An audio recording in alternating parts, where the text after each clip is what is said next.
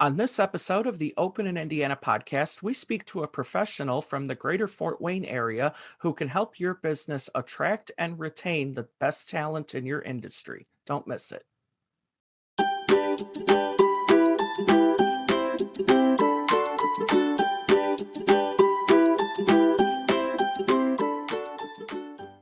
Welcome, everyone, to the Open in Indiana podcast, where we feature the people, places, and events that make Indiana a great place to live, work, and visit.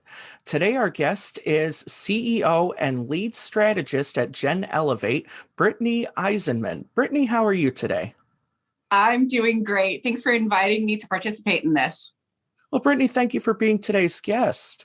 Let's jump right in and talk about how did you get into your industry, and what are some of the things that you learned along the way that led to starting your business? I was a social worker for about a decade up here in the Fort Wayne area. And when it was time to go back to school, I knew I wanted a master's degree, but getting a master's in social work felt like it was putting me in too small of a box.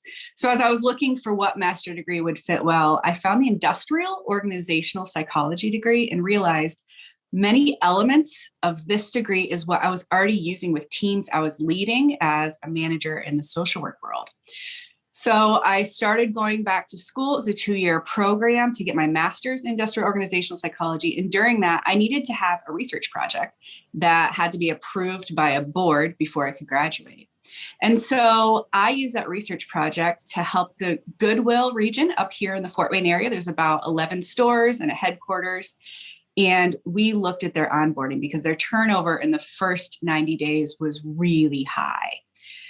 Through that, I realized, I love working with organizations that have important missions and helping them remove the barriers so that they can get where they need to be. And I also realized employee engagement is where I belong. Employee engagement and its relationship to retention and culture is so strong. And when your employees are truly engaged, they're not even thinking about leaving.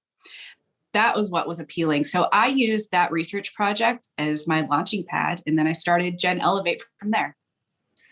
And so, Brittany, that's quite a bit that you were working on along the way as part of your program. So let's kind of break that into chunks and talk about first the importance of your brand's mission and culture.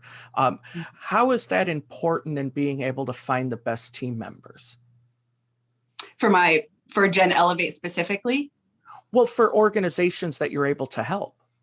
Their culture. Yes. So your best ambassadors internally and externally are your employees.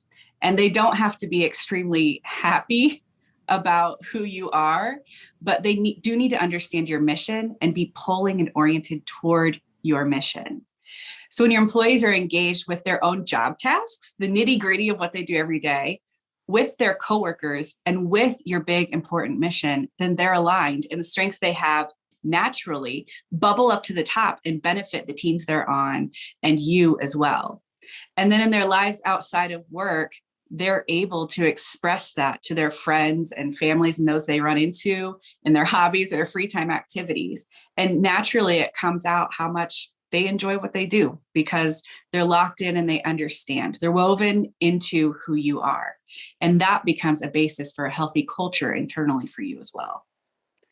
And so as a professional and as you've built GenElevate, it's been important to you to capture that culture as you build your team, correct? Yes, although we're still very small. I just started GenElevate right before the pandemic hit. So I have a data analyst and I'm about to bring on someone for sales. But other than that, yeah, we're pretty tiny. Well, so Brittany, let's talk about the importance of being able to retain your team members when you find the right candidate. What are some of the things you're able to do to help your clients keep their employees and team members engaged? 2 keys that I've found work in about any field and about any type of organization is hooking them up with a mentor pretty early. Consider that within the first 30 days.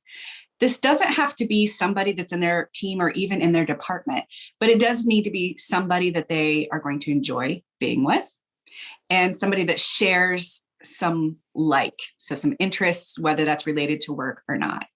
And that way they have somebody else to go to with questions. And they don't have to go to a supervisor that they don't know that well yet. And they don't have to go to team members, which, especially in a remote situation, they might not know their team members that well either. So mentorship, I'm always going to be behind and suggest you do that.